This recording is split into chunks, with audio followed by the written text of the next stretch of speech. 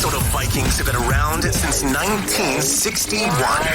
And I just want them to win a damn Super Bowl before I die. Welcome to Before I Die with Judd and Jesse on Purple Daily and Score North. What's going on, everybody? Just one. We are asking for just one Super Bowl before we die here on Purple Dailies.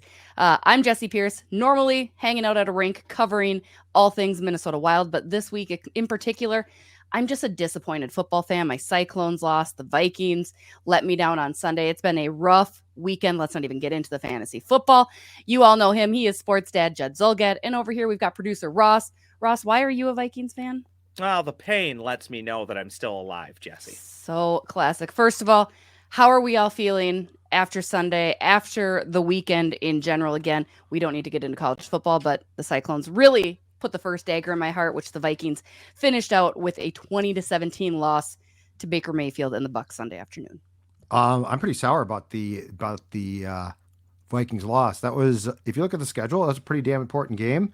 And I don't really think Tampa Bay won that game. I think the Vikings lost that game. So, in fact, today on our live episode of Purple Daily, I said this was, in my opinion, in 19 games as coach of this team, 19 games that mean something, this was Kevin O'Connell's worst coaching performance. I felt the whole thing was really a letdown, and especially when you face the Eagles on Thursday night in Philadelphia, which you can't count on a win there. So, disappointment, 3 turnovers. That's really bad in the first half. 6 penalties, including some absolute killers. Very disappointed with how that game went and how the season started, Roscoe. I know it's one game and it's not the entire season, and we'll probably spend some time on that later on in this edition of Before I Die, but I don't know how you can't be disappointed. Who knows? Maybe at the end of the year, the Buccaneers are a pretty good team. Maybe they're competing for a playoff spot. Maybe they win their division. Doesn't seem likely. Yesterday was all about the Vikings not doing their job and leaving the door open for the Buccaneers all day long, who did just enough right to win the game, specifically late in the second quarter and to start the second half, where they ate up basically 2/3 of the third quarter and continued to do just enough again offensively to keep the ball, convert on third downs, score a touchdown. Judd winning basically the final 4 minutes of the first half and the first 8 minutes of the second half. Very tough recipe for the Vikings to overcome and win the football game. So overall, pretty darn disappointed in week one. Especially when you look at, this is a team that went 11-0 in one-score games last year, now 0-1 in one-score games. You guys are right. It's one game. It's opening, but everything about yesterday felt very preseason. From the poor decision-making by Kirk Cousins, KOC calling some very questionable things as well. And in general, a team that was up and over the moon last year in the second half completely disappeared. There was no offense. There were so many different struggles. Now, before we get into the bad things, because there were some good, there were some decent, let's pull that out.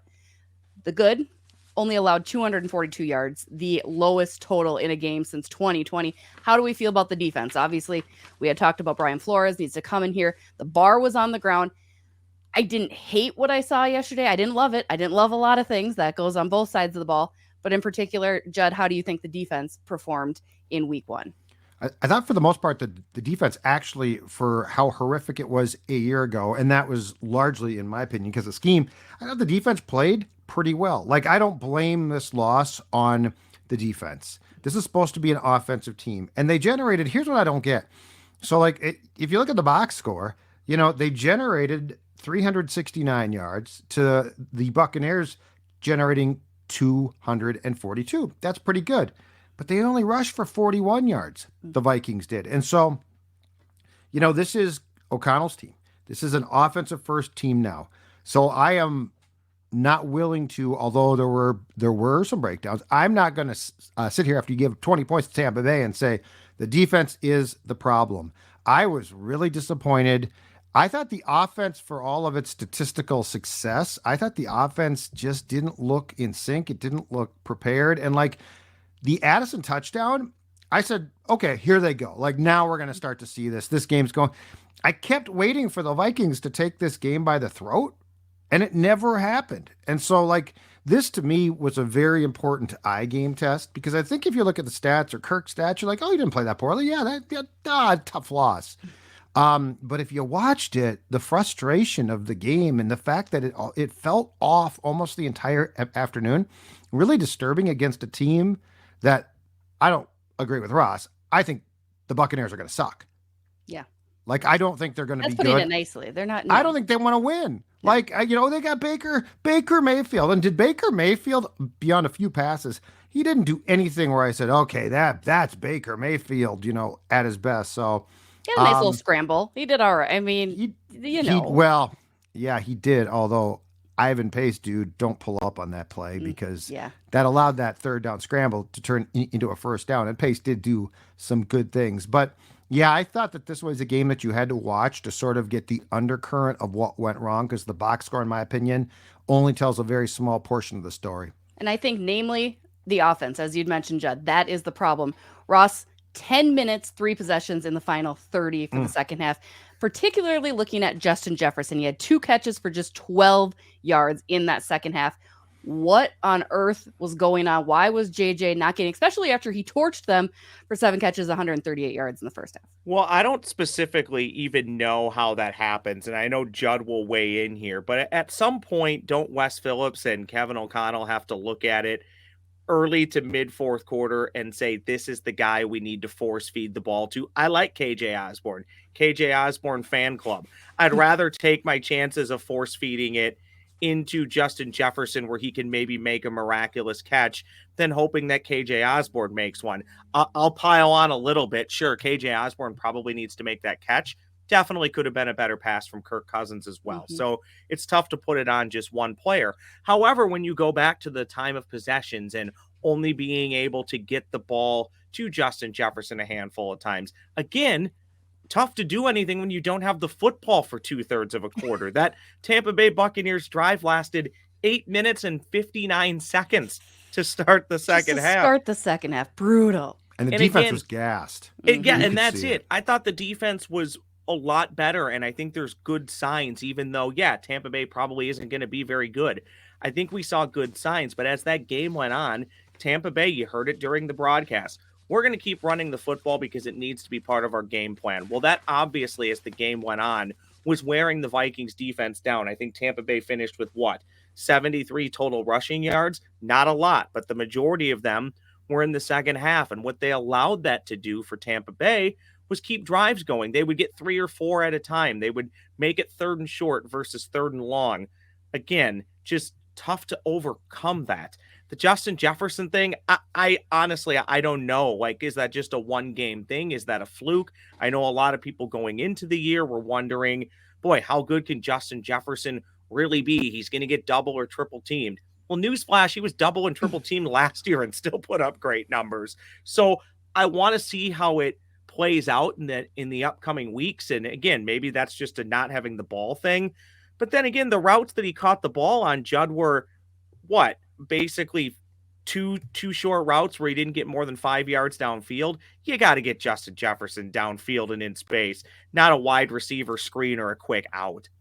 The Osborne pick at the 2 is a bad pass because, as Kirk said, I was trying. So Kirk said that the ball was slightly behind KJ, who essentially was in double coverage because he didn't want to lead KJ into the hit itself. He was trying to, but I'm with Ross. That's not a KJ Osborne ball. That's not a catch. No. Maybe an Addison ball, for sure a Jefferson ball. And KJ did start the game along with Justin Jefferson. In fact, I think they started the game in 12 personnel, so they deployed 2 tight ends. Addison was off the field. That just needs to switch right now. Like, KJ Osborne is a good 3. He is. But Kirk trusts him so much. It's like, no, Kirk. Kirk falls into these patterns of who he trusts and KJ Osborne is very good at what he does, but forcing a ball into him is a recipe for disaster. We've had plays before last season where Kirk asked too much of KJ. If KJ comes open, he's going to make the catch and he's fine. Mm-hmm. But if you're talking about an intricate type of, you got to beat the man and then you're going to be covered, Osborne, that's not his play. It might be Jordan's. It for sure is Jefferson's. But let's talk about the end of this game too. So the Vikings scored a touchdown on a 16-play drive on their 3rd to final drive. The last 2 drives, no first down, 6 plays, punt. That's the game there. Mm-hmm. And that's where I'm not going to blame the defense. You've got to stay on the field. You know, this is an offensive first team. You have to stay on the field. And yes, when you keep asking your defense, go out there again, guess what? Playing the style that they're going to play, those guys were completely gassed. I just can't say this enough. To me, the Vikings beat the Vikings, and I put this almost exclusively on an offense that I thought let them down, despite the stats. I don't want to give this out, and sorry, Jesse, but I do think it's worth talking about because you see this all across the NFL now. Everybody's approach to preseason is slightly different. Were the Vikings hurt at all by virtually no starters playing at all in the preseason? I don't know. I'm just throwing it out there. You have all the scrimmages where you were playing, you had a couple scrimmages with both the Titans and Cardinals. So I'd like to think that that's not the case. But, I mean, honestly, I don't know. The whole thing was a clunker. For as good as the numbers looked, did it ever feel like, I never had that feeling. I know a lot of people did. I saw it on Twitter. Oh, this still feels like it's a 1-score game. The Vikings will win, or it feels like they'll turn it on at some point. It never felt that way to me. The whole game just felt clunky and disjointed. Yeah, it was very sloppy. I think that was my favorite adjective yesterday. Just the sloppiness. I think I called it trash at one point in time. I was a little frustrated, guys. Got a little heated at the household yesterday. Another part of that offensive scheme that we saw that struggled, the run game. Obviously, we now got to see Alexander Mattison.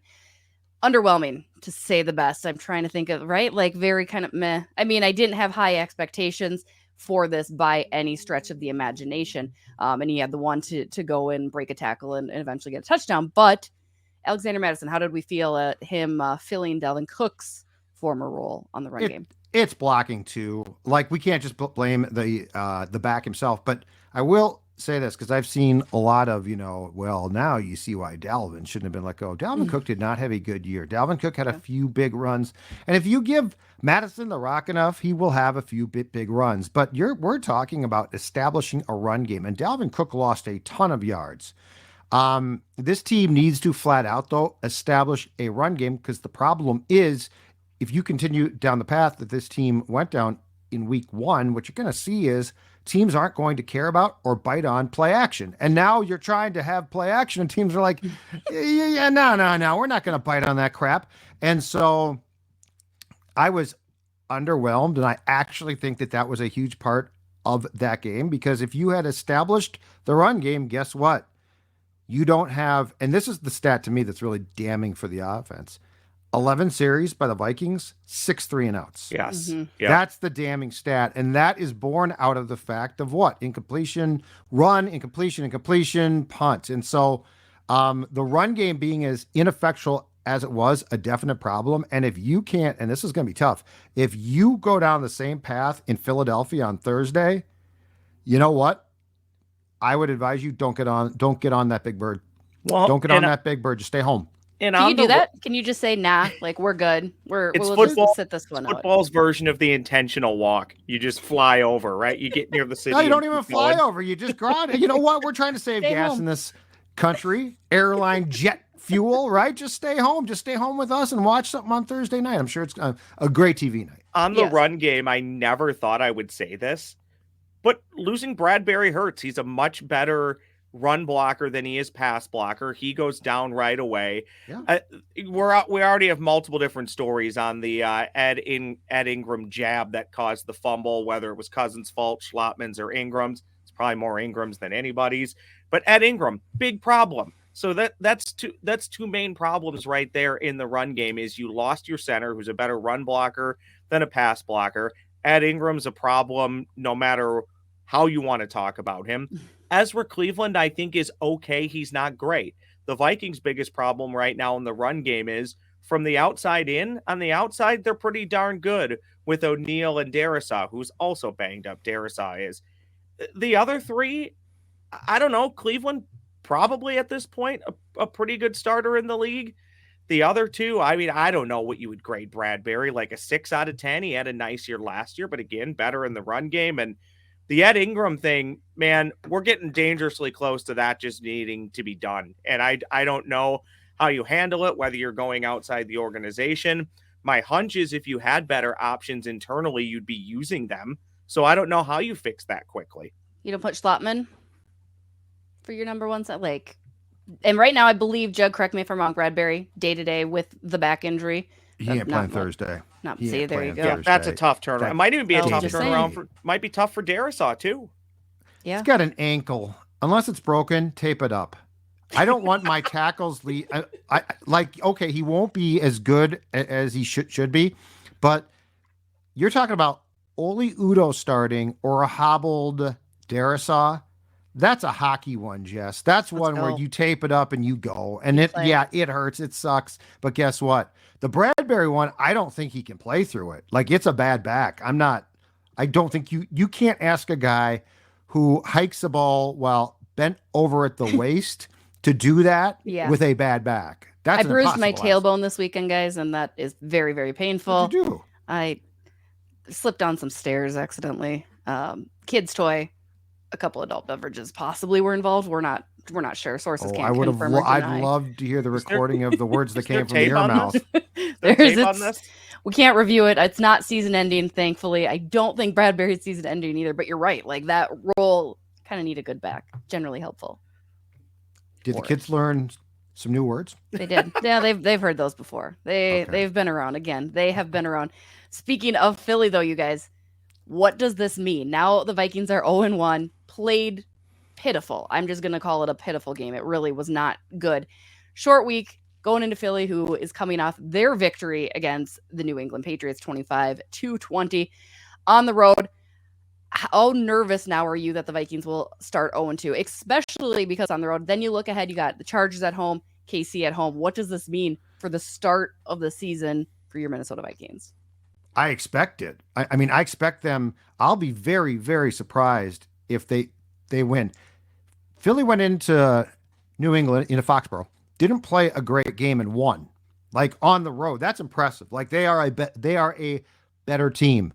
I guess I have questions. Like, defensively, it's one thing to play what I thought was, for the most part, a pretty strong game against the Tampa Bay Buccaneers and Baker Mayfield. Mm-hmm. It's another to go into Philadelphia and play against Jalen Hurts, who's going to run more, who's going to do a lot of things well. I think it's a problem, but I firmly expect that by late Thursday night, the Vikings will be 0-2, and I will be very impressed, I think, if they're not 0-2. The NFL's weird. So to me, this feels like a game somehow, some way the Vikings will play well, but still lose, probably in like that touchdown area. Maybe it's close late, the Eagles win late, or maybe it's the classic game where the Vikings are never really in it, but they're also maybe just slightly out of it. Or you can go the other way, never out of it, but never really in it either. To me, it'll just be interesting to see what does the team look like? How do they respond? How much fight is there after what is a pretty big letdown? And I know it's early in the season. Look, teams can recover from being 0-2. But as we talked about heading into the Buccaneers game, if you start off 0-2, the math starts to get dicey really early if you're going to play the schedule game of win here, lose there, win here, lose there. Chargers at home won't be easy.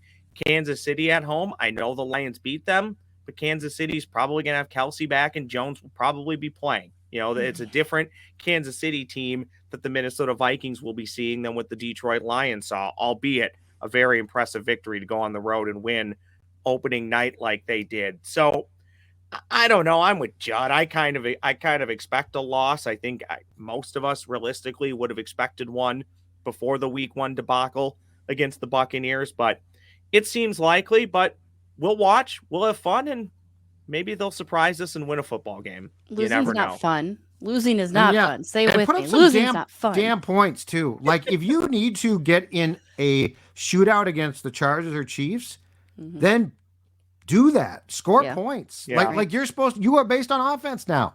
Yeah. You know, that's what drove me crazy. Was I didn't think the game plan was great. I certainly didn't think the play was great. But it's Tampa Bay. You had enough to win. Just go out and score 28 points. We talked about this last year on Before I Die an awful lot, Jesse. I thought it was fun to see Oliver get involved in the passing game. I think we all knew that was going to happen. It was nice to see another downfield option. 3 targets to CJ Ham is at least 2 too many, maybe 3 too many. Here's the problem. O'Connell is using him to block because he does not trust, rightfully so, his line. I also think he doesn't totally trust Madison and definitely Chandler to block. So he's using Ham to block. But herein lies where I agree, and CJ Ham's play has to be pulled back. He is a baby blanket for Kirk. Yes. And so Kirk is checking down because when Kirk starts to hyperventilate Kirk style, he looks to Ham and he's like, he's right there. I'll just throw it to him. And that's not the option. And he caught a bunch of passes, but where was the TJ Hawkinson sort of as George Kittle role? That's what I also, you know what? In his last 2 catches on Sunday, TJ Hawkinson, -7 yards. Yes. Behind the line of Good thing we got that contract done. Good thing. But he can go down. There's nothing that says he can't go down, catch a 10-yard pass. Yeah. Is the bad back and bad ear still bothering him? It drives me crazy because watch how the Niners use Kittle, who is a very good player, but the Hawks a fine pass catcher.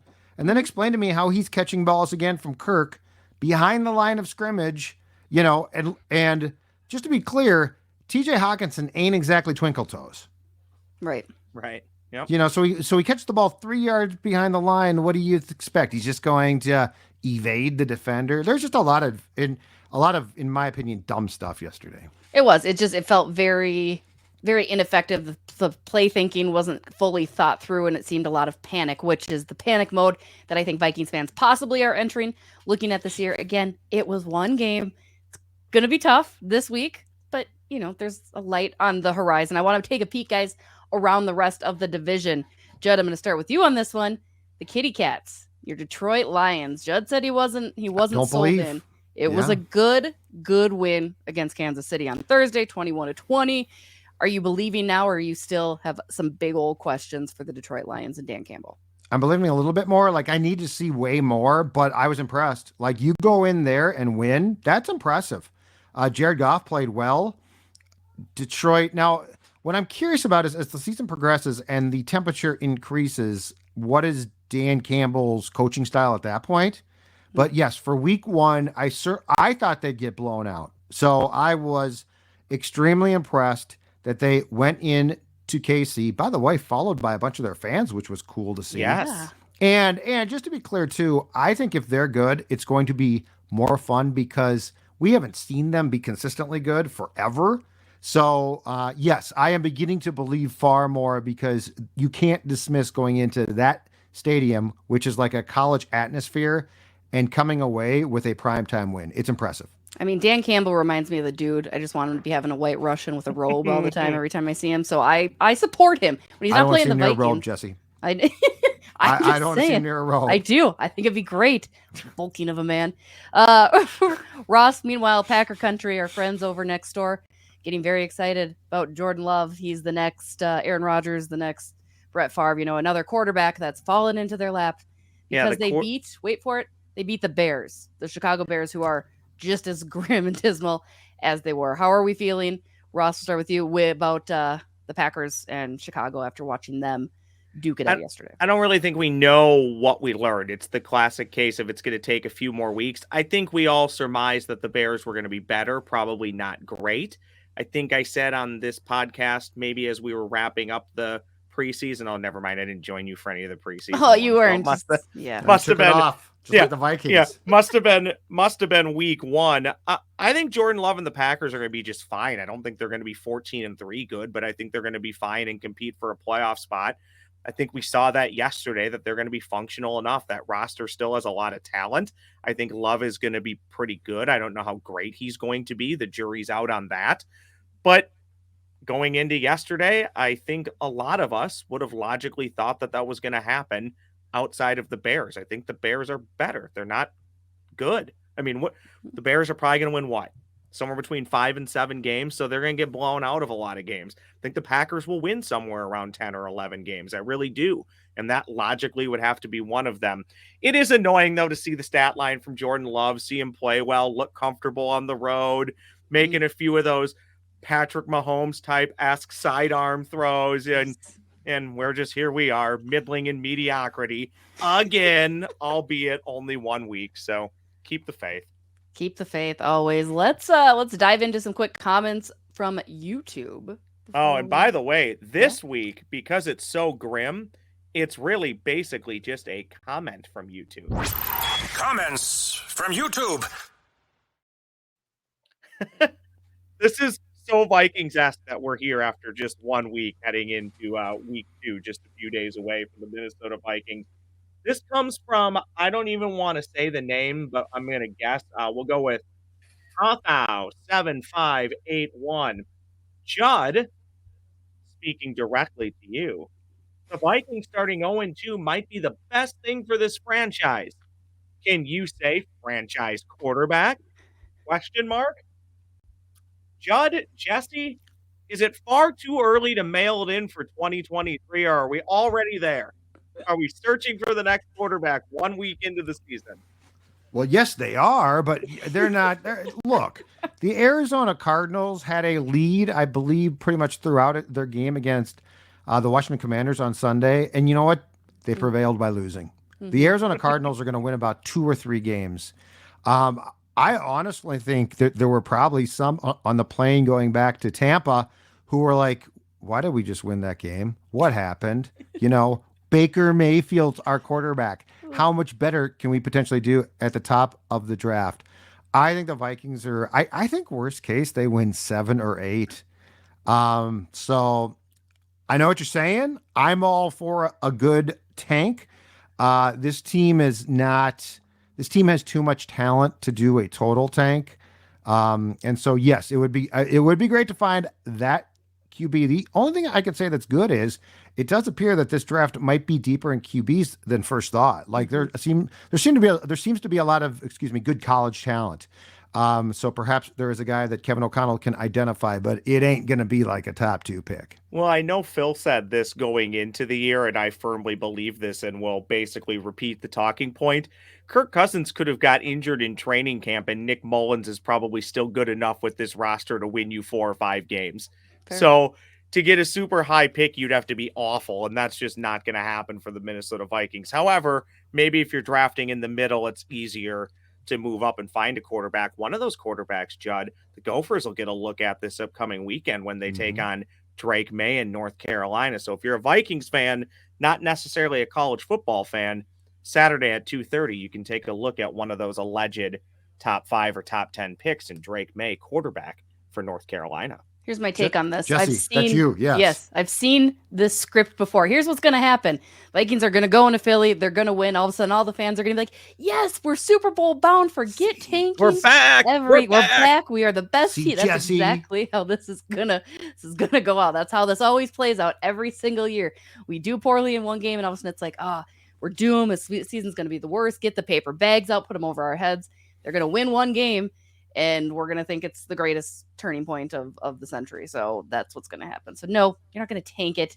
You're going to just hobble through. Possibly you'll do better than hobble. They'll do fine. They're just not. And are there any other fan bases besides the ones that are obviously tanking and bad that will get to the start of the season or a week or 2 into the season like this one and opine for being bad? And by the way, I'm a part of that. I'll get to 0-3 if the Vikings get there and say, well, there's really no point in winning many games. So I'm a part of it. But how many other fan bases do this? Can't be just us. I think it's super common in football too. Mm-hmm. Because there's only 17 games. I bet you today Pittsburgh fans are like, boy, it'd be nice to get one of those. That was pretty rough showing for them. Right? That's because they went up against a really good quarterback. So, Yeah, pretty good quarterback for the Pretty Niners. good quarterback, guys. It's unbelievable. Last pick of the draft. This is one of the most relevant. incredible things.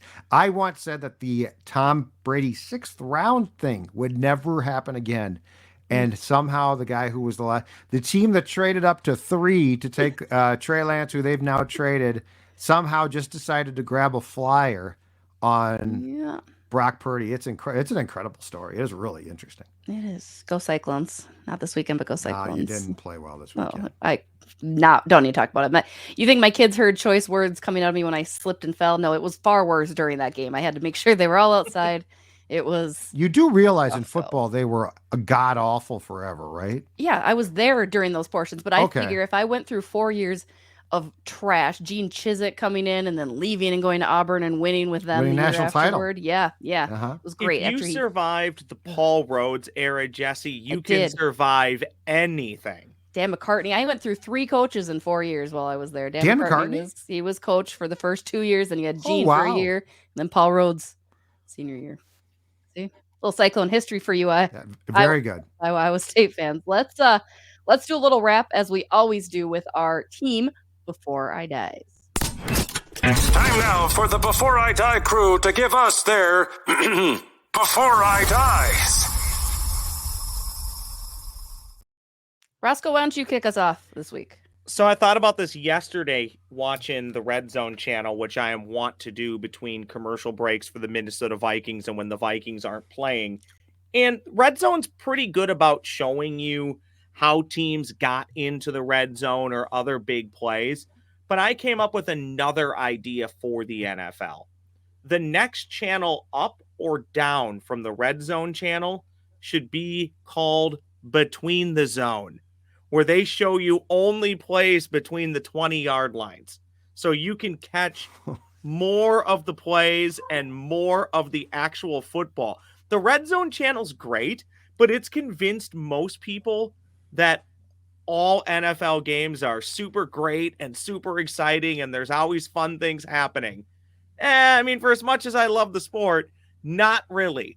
The Between the Zone channel, yes, I've already coined it, Between the Zone, would show you more of what happens between the 20s and let people see more of the game in those 3 and outs that Judd talked about with the Minnesota Vikings. Her dog likes it. Jesse, your dog loves that idea. Apparently, before I die, I'm going to get a better home security system than my dog to chase away Between from the him. Zone, Dogs are kids. great. Between the Do zone. it. Well, they sort of do show that though. Like when there's periods will. where Yeah. the team is not actively. I mean, that channel is just my dream come true. It's the greatest channel in the world. I also am going to add one very quickly. Judd, I know you've heard this at Gopher football games. I'm going to give a free plug. I don't think it's back this year.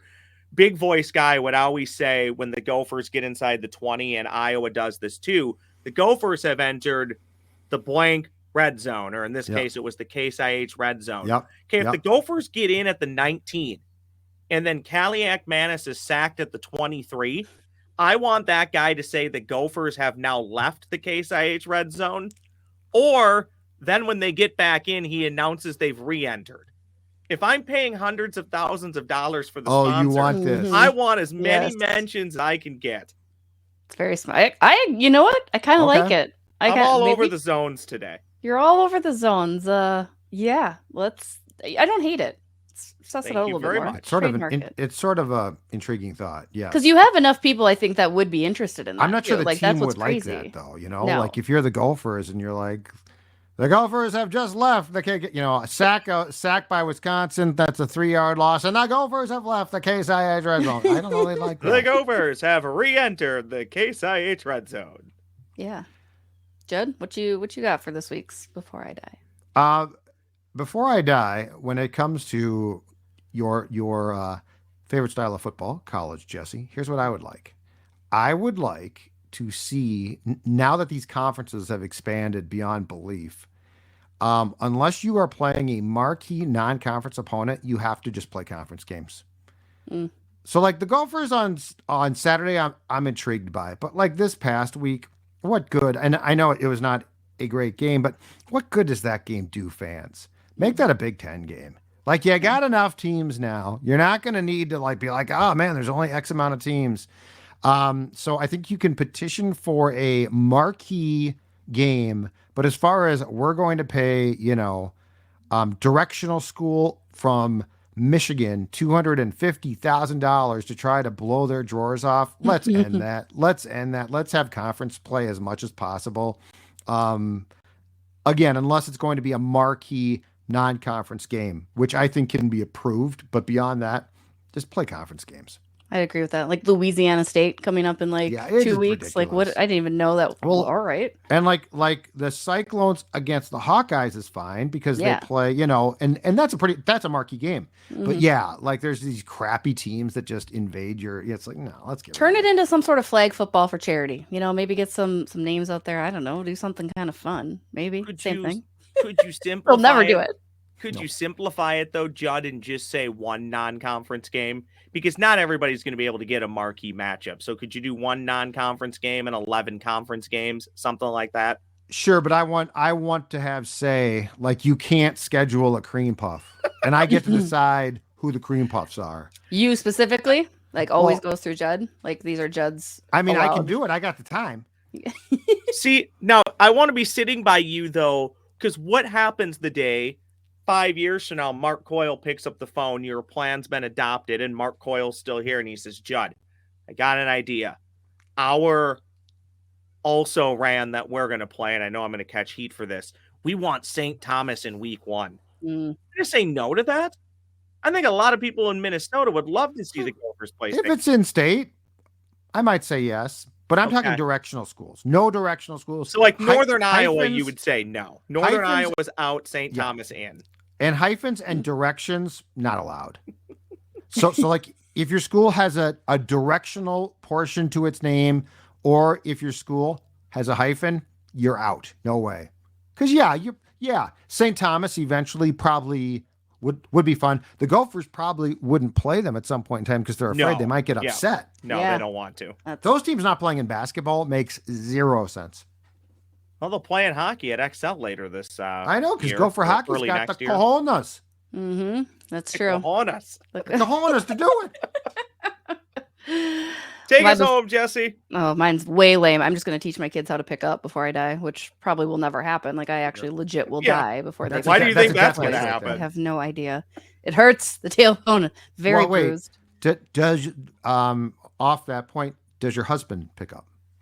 No, of course not. I am Okay, the then- only person in this household that seems to know how to pick up. So if and your clean. husband don't pick up, then you ain't gonna have any chance of getting your kids to pick up. Torturous. They He's- wonder why I golf all the time, why I'm always out of this house because I can't. Beer handle it. cart mom. Exactly. Is the tailbone so bruised you're sitting on one of those donuts? Yeah, I got a donut. No, it's you fine. didn't! Mhm. Oh, I want to see actually- this.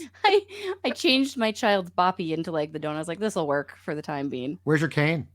I should get one. Getting old. See, this is why bad back again. You're gonna I'm come in the questionable for press this box week. at the X. Move aside, Sonny. Move aside. Here comes Jesse Pierce. What do you do? Oh, that could get some good answers though. I could probably work that. Just take your cane and batter people with it. Exactly. Get them out. I'd be a great spot in the scrums then too, because you have to. Oh, and then you crouching could on the like floor. hit Sarah and Yeah. Russo with it. And Exactly. really get you way to the front. You'd all- be the first person to be told, "Excuse me, miss, can you get that walker off of the logo, please?" I kind of want The that. logo's gone. What? When did the logo go away? That's how long it's been since I've been in It's their been- locker room. It's on the roof now. Yep. Well, you can't step on it then. Can't step on it then. Correct. Why don't all teams do this? That's a whole other thing. Because what was it? Pittsburgh, the Steelers, they put ropes around it so people can't just take it off the floor. Just move it. If you don't want it walked on by people, then yes, don't have it all on. Don't have it embroidered into the carpeting. That's my second. There you go. That's my second before I die. Before I die, I just like move that. the logos to the ceiling and watch out for your Way to kids' go, toys. Pierce. Thank you. Thank you. As always, you guys, this is Before I Die on Score North and Purple Daily. So much Purple Daily content. It is football season, baby. We absolutely love it. Content every single day. Obviously, follow along. Judd on Twitter or X. We're calling it X. X. It's X now. I think it's I the X hate it. machine. It's the X Machine and the rest of I us hate as it. well. We will be back next Monday, per usual. As always, Skull Vikings. There's no hennepin. Do you want it? You have to. It's tradition. Hennepin, hennepin, hennepin, hennepin. Weak.